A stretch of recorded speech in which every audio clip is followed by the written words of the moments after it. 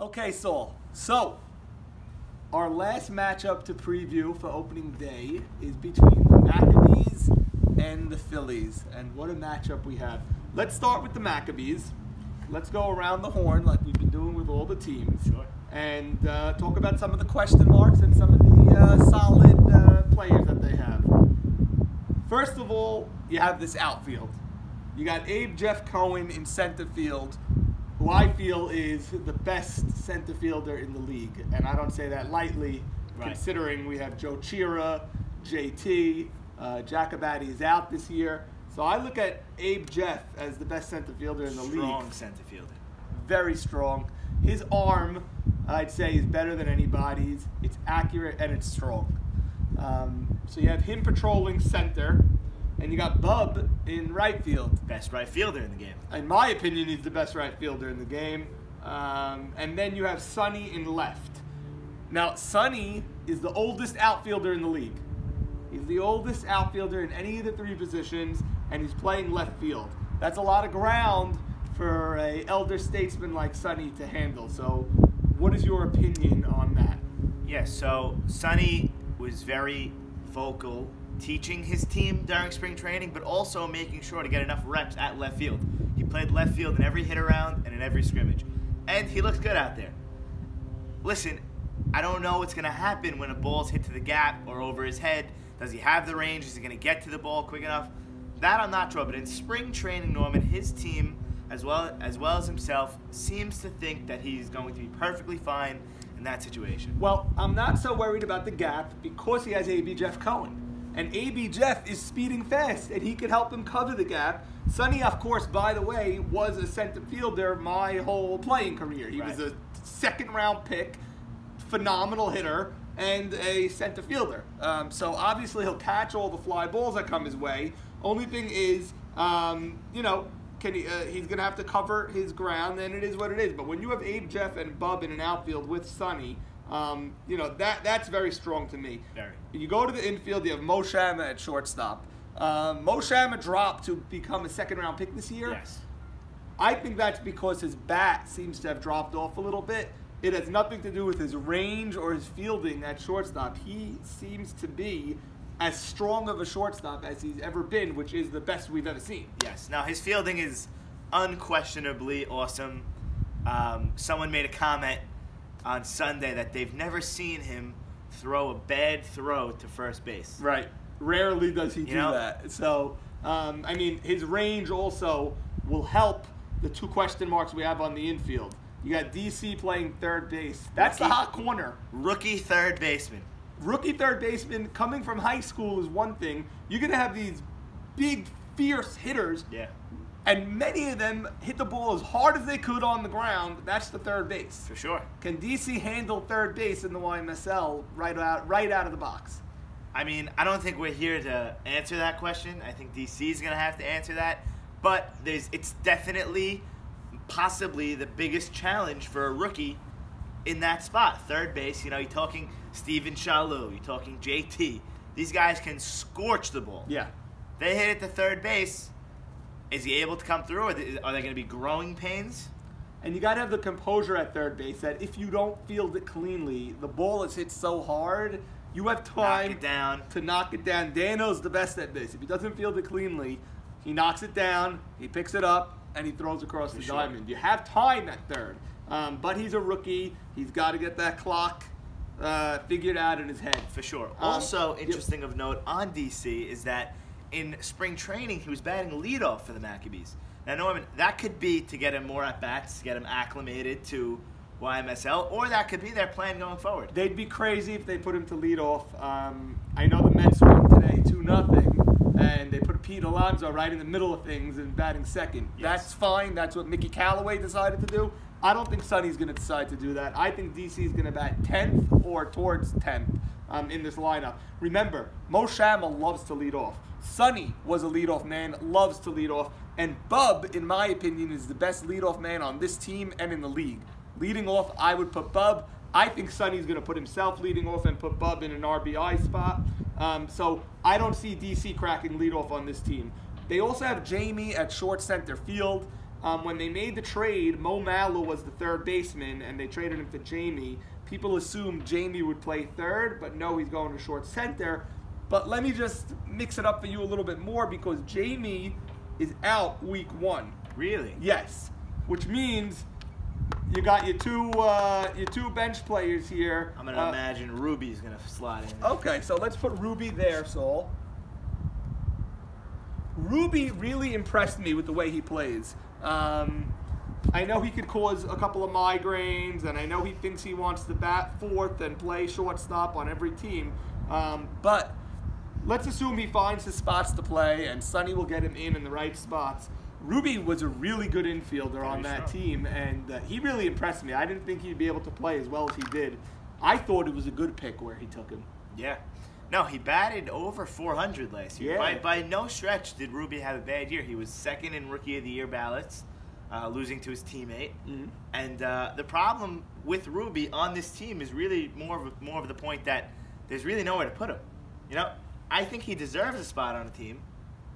There is no spot on this team for him to start consecutive weeks, you know? You know, it's funny. If they kept Mo Mallow at third base, DC would have been short center, and I guarantee you, because DC's a rookie, they would have split the time. Right. Now they're giving DC third base. I don't think Ruby could handle third base. He's not going to play over Jamie at short center, so it's going to be a tough spot defensively to get Ruby in. You have Lee at second base. He's not moving anywhere. No. And then you have David Rishdie at first base. David Rishdie is one of the most clutch batters. It's not a coincidence that this guy is on the trophy as often as he is. And it wasn't just Montreal. It was elsewhere. You know, the guy manages to win often because he's a great team player and a clutch player. For sure. So you can't discuss the Maccabees without discussing the battery of the Maccabees. You get a battery of Jackie Jay-Z, draftologist Salt Zolta. Catching, not catching. He's catching for Mikey M. Dog Shalom. You know, those guys speak the same language. I had the pleasure of catching Mikey multiple times. And of course, back in my younger playing years, I was a scholar under the tutelage of Jackie Jay-Z Zolta in the catching academies. So sure. Mikey has lost 64 pounds since the last time he pitched. 64 pounds. Yeah, that's not a joke. 64 pounds. He looks great. We saw him in the scrimmages. Tell us what you saw in the scrimmages. He was firing on all cylinders. He was striking people out. And really, what he does best is he knows where each batter, where their weakness is, and he pitches to their weakness. I'm surprised that you even know that he knows that. So, after not seeing him last year. Well, I did see him on the Expos when he won the World Series. But just in spring training, like, he picked up on the fact that Buka wasn't hitting an outside pitch, and then every at-bat after that, he went outside to him. Just these well, small Mikey's not going to things. be happy that you're revealing that, but I can tell you from catching him as often as I did, he knows weaknesses of different players, and he doesn't announce them. He keeps it in his vault. I'm sure all pitchers are like this, but he keeps it in his vault, and then he attacks when he needs to. He's a very, very smart pitcher. Right. We do have the best investigative team That's in true. all of professional sports. That's true, and that's clear. Okay, so these are the Maccabees. Great squad. They're Strong playing team. a little shorthanded without Jamie this week, so Ruby's going to get some playing time. Joko's going to get some playing time. Defensively, this team looks strong. DC's going to have to approve some stuff. Great dog on the mound, and M-Dog. Many people say Sonny had the best draft of the day, considering where he picked and what he did and his trades that he made. All that's nonsense now. Now it's time to Out the play window. ball. And they're playing the Phillies this week. Coming up right now, your Phillies, long-anticipated Phillies predictions. So, it is now time, last, perhaps least, maybe least, not necessarily least, That's but a little maybe, harsh. is the Phillies. Your Philadelphia Phillies, Yes. your fighting Phils, led by Captain JT. Won the World Series champion Captain JT. That's correct. Now, you played for JT. I did. How was he as a vocal leader in the clubhouse? Vocal, not the word I would use to describe JT. How was he with setting the lineups and getting your team prepped to play? So, in terms of, like we all know, in terms of setting the lineups, the logistics, that was all JT. Okay. You know? So, I don't think he has a problem with that on this team. Definitely, I would look here for a vocal leader, because that's not going to be JT. Well, you're going to get a lot of vocal people. I don't know if they're vocal leaders. You're going to get a lot of people speaking on this team. Maybe Allie. Maybe Jordy. Maybe Jaime. You're going to get a lot of opinions. I can guarantee you that.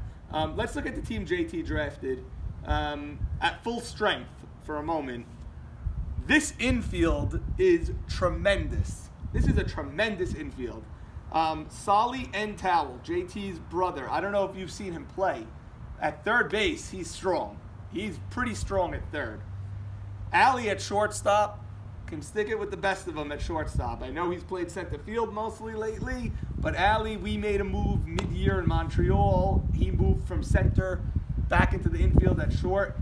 His arm is legendary. Allie can play short.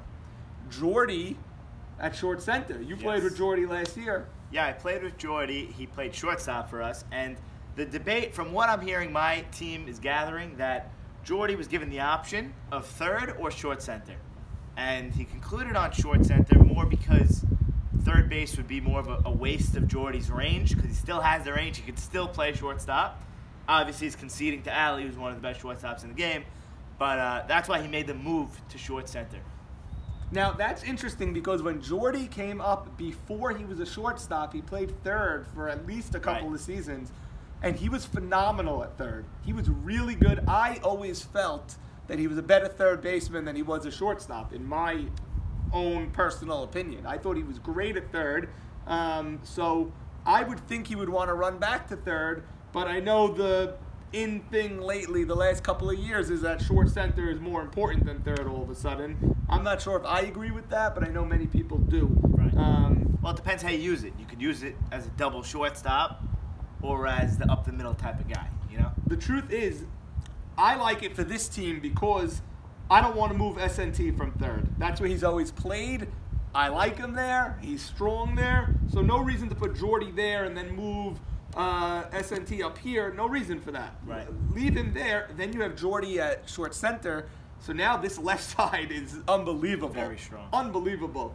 Then you have Jaime at second base. Jaime's also a former shortstop. Right. So, and then very, very underrated defensively, Edmund Kark-Dweck. Excellent defensive first baseman. Scoops all day long. He played in Rockford the last we've seen him. I think he played another year after Rockford where he didn't play too well. But when he played on Rockford, he was great with the bat. And defensively, he really impressed me a lot there. Okay. I would say this infield is up there with the best in the league. Defensively, this infield, solid. Now, you have a pitcher on the mound in A.B. Cohen that throws hard and generates ground balls. This is very, very successful formula for this team. So I love defensively what JT did. Let's look at his outfield a little bit. I'm not so familiar with Ruby Shalou in left. I don't know that much about him in left. I don't think he's ever played left field. I think this is his first year in left. I could be wrong, but I don't think he's ever played left field. But obviously JT, being such a strong center fielder, Ruby was going to move over back into left. I think he played center a little bit. It's the same thing we said about A.B. Cohen, how he could cover more ground. JT, the same way, excellent, excellent center fielder. Billy Miz was a left fielder and a center fielder in YMSL. He's played both. I don't think he's played right. It could be trickier. You can't just throw someone in right and, I don't know if he's played right in this league. I could be wrong. I haven't kept close track of where Billy Miz has played defensively, but I know he can handle center and left. They also have Nate Kush. Now, this is an excellent guy to have on a team. Yes. Because he could fill in any of these positions. Great guy to have. If Ruby doesn't cut it in left, they could put Billy to left. They could put Nate Kush into right. So, love what this team did. You have Mino behind the plate, and then you have A.B. Cohen on the mound. Now, this week, first of all, we have to mention that A.B. is not going to be here this week. Our condolences to AB and his family because he lost his father. So, you know, very, very sorry to AB. Great guys to have in the league, and just very unfortunate that, you know, he's sitting this week, and our hearts go out to him. For sure. Now, that being said, they need to put in a pitcher. So our sources are telling us that Nay Kush is going to actually get the ball to start. So I like the move. I don't know what you feel about it. Most people thought Ali was going to pitch. So what do you think? So Kushner last year obviously never pitched for Maccabees, and he never pitched for hit around. No one ever saw him on the mound. But I like the move by JT because he's saying it's week 1. I don't want to move around everybody just to try to eke out a win with Ali on the mound. He's saying let Ali get set at shortstop. We have Saul in third. I don't want to move people around and get people discombobulated. He's saying I have 2 guys. I have a strong guy on the bench in Nakush. If he can throw it over, if he can throw for strikes, then it's a better move than putting Ali as pitcher, even though Ali might even be the better pitcher. Now, I'll tell you this.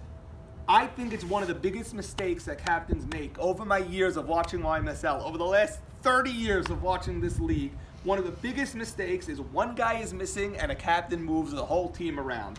So, the other option is let Ali pitch, okay? So now you took your best shortstop on your team, he's pitching. Right. Now let's move Jordy to short. Now Jaime decides, you know what, let me go to short center. Let me bring Saul Dweck here and go here. It becomes disaster. A whole merry-go-round disaster, and every position is weakened instead of just one. Of course, pitcher is the most important position. Of course, you're losing the most there. But I know from when I had a team where Eddie Rishti had to leave in the first inning of a playoff game because his grandmother had passed away, we lost our shortstop. So everyone was saying, move this guy to short, I'll play second, I could play right, he could play left. And instead we just took Mark Nardea off our bench and put him right in shortstop. Everyone else stayed the same. And guess what? Mark Nardea made every damn play that day. Every play. He fielded the balls, he gunned the guys out at first. So that's the way I've always felt. Move less guys around. Anything else you want to say about this team, Saul? I mean, it's a pretty strong team. You know, it's not the youngest team, definitely by any stretch, but there's really solid guys. The infield, obviously, we made it a whole mess over here, but the infield is very strong. The outfield, also, you know, great, solid players. Here's my issue with this team. Okay. Okay, and I do have an issue with this team. My issue with this team is I feel it could implode. And I don't want to say I think it will, but I really think it could. Personality-wise, yeah. You've had people that have walked off of teams in the past that are on this roster. So, you know, I mean, this team is playing shorthanded week 1 against one of the better teams in the league. They could very easily get swept and start 0-2. I said it at spring training. Of any team that needs to get off to a fast start, it's the Phillies. And I don't think they're going to get off to a fast start. Now, you have people with opinions like Jordy, like Jaime Shama, like Ali himself, A.B. Cohen when he's there, JT. I mean, this could be extremely volatile. This clubhouse, it could implode. It could become a disaster. I think that they'll keep it together in the beginning, but if this team starts 1-4, I don't know what can be. JT could trade everybody. I don't know. I just don't see the leadership on this team. JT is a little bit, he's very vocal in his voice notes, but I think he's a little too quiet during the games. He doesn't have Dano this year, and I think he needs someone to step up and be a vocal leader. He's the captain. He should step up and be the vocal leader. Yeah, that's a good point. I mean, the game is just as much mental as it is physical. So. 100%. There's so much chemistry. So many captains drafted chemistry. Some too much. Some drafted too much chemistry where they passed on better players. Right. But you know, so much of it is chemistry. I understand JT is friendly with Edmund and with Jordy, and they're brothers with SNT. So I like that. But I do see a lot of historically problematic players on this team for a clubhouse, and I think he drafted all of them. So, Okay, so should we jump right into predictions? go for it. So I am going to predict a Maccabees sweep of the Phillies.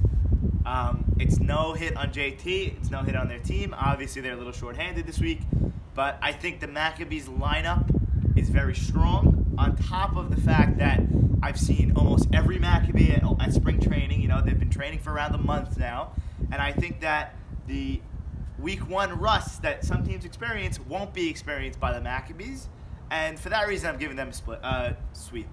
I am also going with the Maccabees sweep.